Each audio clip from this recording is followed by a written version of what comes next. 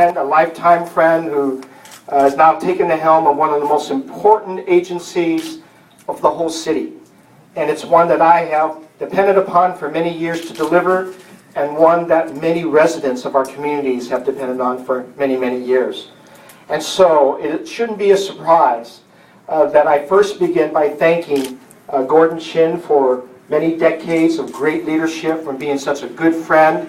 I want to thank Supervisor Eric Marr and Jane Kim for being here as supervisors. They're wonderful to work with. Our city assessor, Phil Ting, who also knows the history, as with the other supervisors, what this means on the eve of Norman taking on this tremendous responsibility, but also a great opportunity to work in this city in one of the most important agencies. I want to thank a lot of you here in this audience, people who I had a very special opportunity to work with. Sue Hester, Brad Paul, and so many others of you that I literally grew up with in my professional adult life, working at the Asian Law Caucus and trying my best to do what I could do to protect tenants' rights, and to figure out in my younger years how we could do it and do it right, and then learning with Sue and with Brad about land use, about those wonderful things that we used to, crazy things we used to do just to make sure we made our point. And then, it's not irony. I think it's a very special thing that we stand right here in the International Hotel, because that's where, for me, it all began. As a young law student, trying to figure out why I went to Berkeley Law School. And then in the middle of those years, just as a student, I came to some of the first meetings and recognized the horrific situation that the residents of this hotel is facing, both the small businesses and the Chinese elderly and the Filipino elderly who were here. And then I got to quickly know people at the Chinatown Resource Center. That was the name at the time, right? And learn from them what they were wanting to do here. And as kind of what we call the young legal observer, that was the title that I carried on the night of the eviction, that we were there to observe that the sheriffs and the police would not inappropriately cause violence against indefensible people who are simply struggling for their homes. That's launched a career that I was very glad to enter, one that caused me to just root myself in this community, but also suggested that I needed a lot of friends to grow up with in the rest of the city so that we can start a movement. And the movement resonates today, Norman, through your leadership, through the leadership of your board, through all of the volunteers, the hundreds and hundreds of volunteers, and of course, at the heart of it, the Chinatown Tenants Association that we helped form. Not only as it began with us, it was with the Pingyuan residents. That was where it started for me. And then as we resonated with other residents of the city, that we could organize residents to demand decent housing without getting evicted. That they could actually use the power of the warranty of habitability in their favor. And that we slowly then went from public housing tenants to then residential hotels, to then apartments, building by building, tenant by tenant, giving them hope that the laws that we have on the books could actually be enforced to their benefit.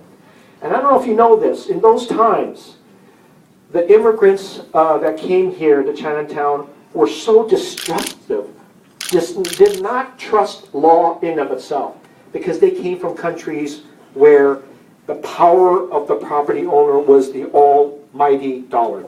And that if you winked the wrong way, you were evicted and you lost your homes, you were in the street. And it wasn't so much the respect for law, it was the fear of law that caused so many tenants to shut up, to not say anything when they wouldn't get hot water or heat for months on end. And I think coming to America, knowing that this was a new place to start, recognizing we had laws, and recognizing that us who committed to work in the community were going to use law to our advantage, and not just have it reflect on people who had money. There were also some of us who didn't want to go the corporate law way. We wanted to use the law to benefit building our communities. That's where the power started coming from. We shared that with the residents and tenants, and now you have, I think, one of the most powerful voices in the city, the Chinatown Tenants Association and the Pinyon Tenants Association, and they come together and they've joined all the other tenants to make sure there's an equitable balance between the rights of property owners and the rights of people who want to live here and live decently. That's been, I think, the remarkable thing of why we stand here at the International Hotel, no longer an eviction, but for the dignity of people who want to be here and want to afford to be here. I want to share that with you because it's deeply rooted in what the values I bring to this wonderful opportunity to be the mayor of San Francisco. There's a lot of history that I'm going to be sharing with Sue Lee and others who want to document what we want to do and how we think and how we value. Certainly CCDC's history is all a part of that. All of the people that have struggled for many years about what's right and what's wrong, what is equitable, trying to balance power in the city. You have a mayor that's going to be very sensitive to that. It begins with things like the budget. It begins with things like public safety. It begins with recognizing immigrants and where they came from, and recognizing that we have to apply those values into literally every decision that we make to make sure that equity is always there. So just giving you a smackling of some of the values that I want to share with you, and we've already started doing that in the way we approach the budget.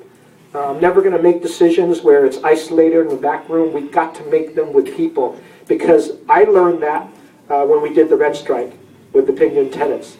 They needed to know everything because they distrusted government and they distrusted law. And the only way they exercised their right was to be involved in the decision making from the beginning.